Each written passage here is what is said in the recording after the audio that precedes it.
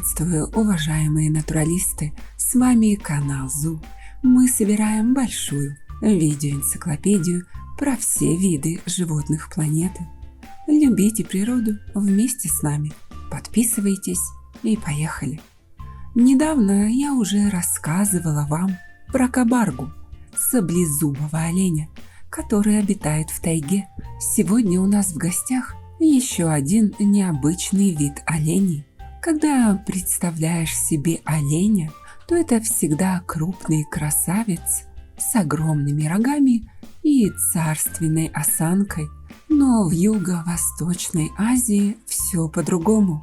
Здесь водятся олени и размером с собаку, тонкими короткими ножками и изогнутой, как у поросенка, задней частью тела. Мало того, они производят визжащие лающие звуки в случае опасности или конфликта с соплеменниками, за что их и прозвали лающими оленями.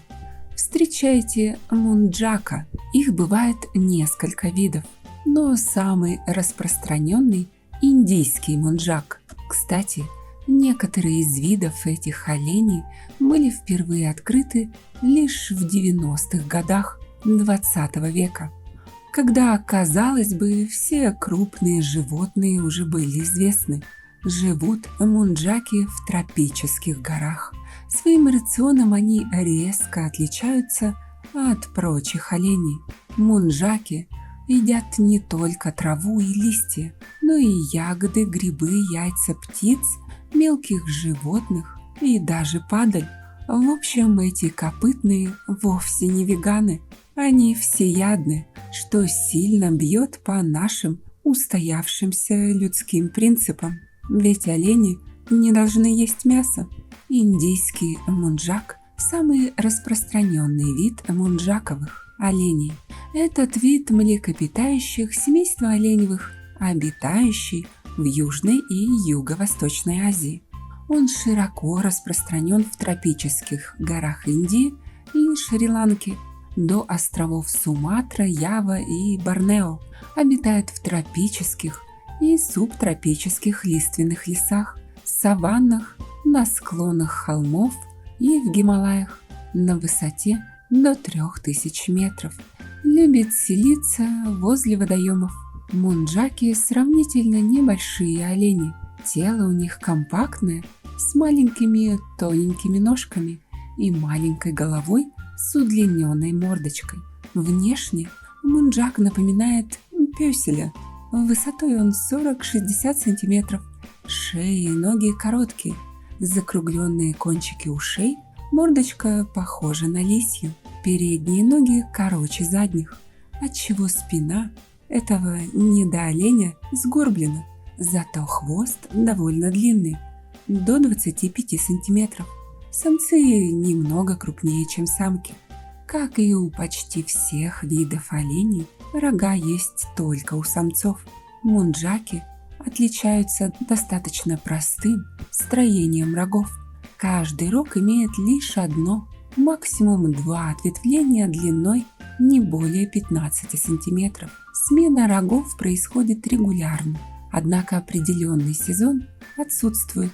Как и у кабарговых и у водяных оленей, у самцов мунджаков в верхней челюсти есть резцы, предназначенные для перекусывания и выступающие из пасти. Недалеко мунджаки ушли от саблезубых. Хорошо развиты слезные железы, а длинный язык достает до ушей.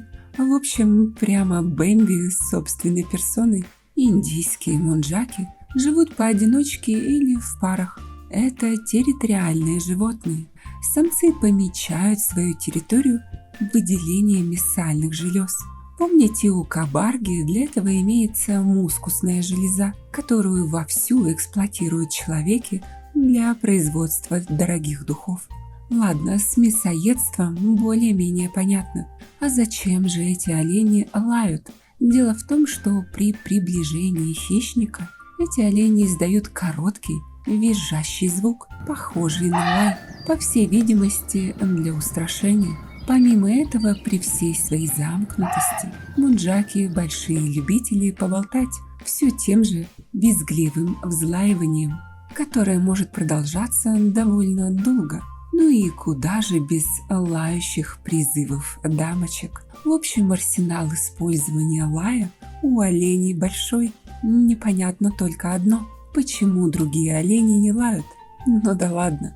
Время наивысшей суточной активности мунджака — сумерки. Олени имеют прекрасно развитое обоняние.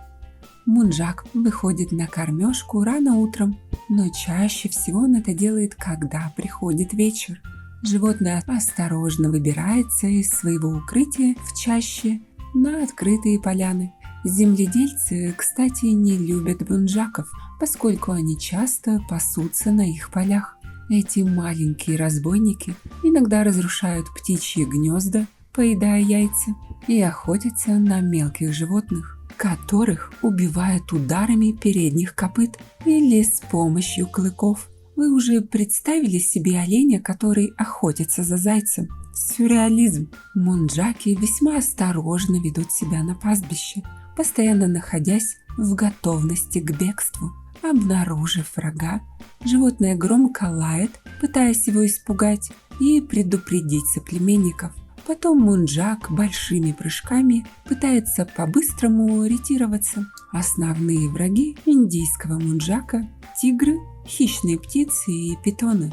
Размножаться мунджаки могут в любое время года, но чаще всего период гона приходится на январь-февраль. Во время спаривания самцы устраивают между собой поединки за сердце дамы. Глубокие раны противнику они могут нанести не рогами, как все олени, а своими длинными клыками. Благо, зубы имеются.